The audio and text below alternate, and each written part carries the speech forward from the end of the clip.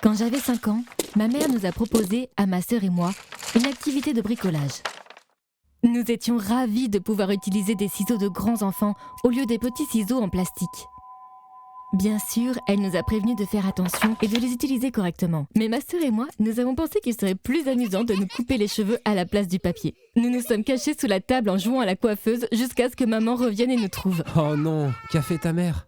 Les conséquences ont été celles auxquelles on pouvait s'attendre. Non seulement nous avons dû vivre avec une coupe de cheveux bizarre pendant quelques semaines, mais nous n'avons pas pu jouer avec des ciseaux pendant un certain temps.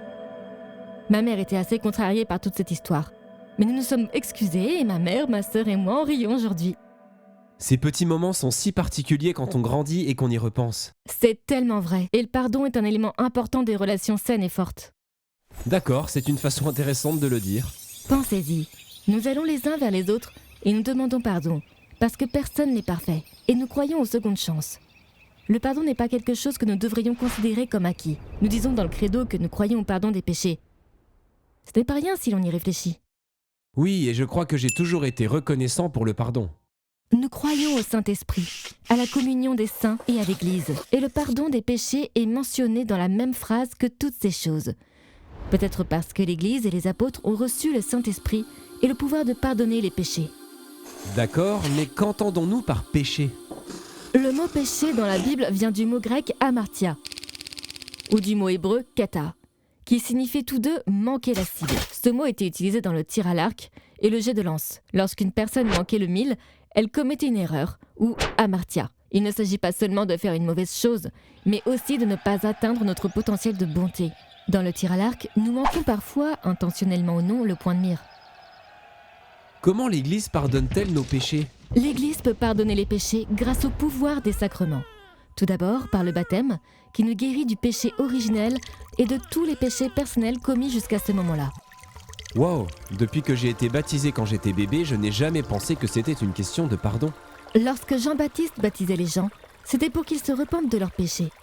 Le baptême chrétien est un repentir, mais c'est aussi quelque chose de plus. Les péchés sont pardonnés et nous sommes régénérés. Nous sommes véritablement changés dans notre ère et nous sommes faits fils et filles de Dieu, partageant avec lui une nouvelle relation qui n'est pas possible en dehors du baptême. Mais, et je déteste t'annoncer ça, mais j'ai probablement un peu manqué la cible depuis que j'ai été baptisé quand j'étais bébé. Heureusement, le pardon que nous recevons de Dieu lors du baptême est comme un cadeau que nous pouvons ouvrir encore et encore. D'accord, et c'est là que la confession entre en jeu, c'est ça ? Oui, Jésus a donné le pouvoir des clés du royaume au pape en tant que chef de l'Église sur terre. Les clés signifient l'autorité du royaume de Dieu. Dieu seul a l'autorité de pardonner, parce qu'il est en fin de compte celui contre qui un péché est offensé. Non pas parce qu'il est un Dieu en colère, mais parce qu'il nous a créés pour être bons. Il est la bonté, donc nos péchés ne blessent pas seulement les autres. Ils sont aussi commis contre Dieu, notre Créateur. C'est donc lui qui, en fin de compte, peut vraiment nous donner pardon et nous restaurer. L'Église, un prêtre, peut donc nous pardonner au nom de Jésus. Dieu, par l'intermédiaire du prêtre, est celui qui pardonne. Le prêtre nous absout du péché au nom de Dieu par le sacrement de la pénitence, également appelé sacrement de la réconciliation, de la confession ou de la conversion. Ok, donc se réconcilier avec l'Église ?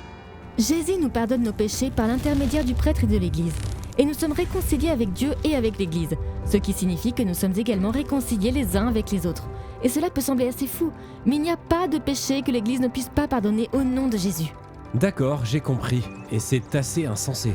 Tu te souviens de la façon dont Pierre a renié Jésus ? Oui, je m'en souviens, je ne voudrais pas être ce type.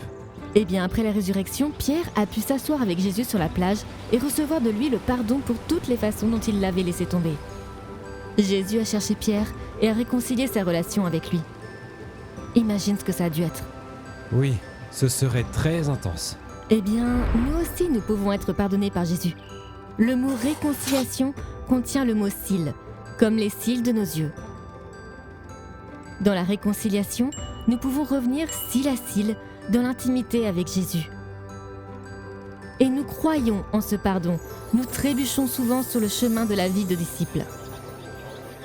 Dieu nous rencontre là où nous sommes, mais il nous aime trop pour nous laisser là.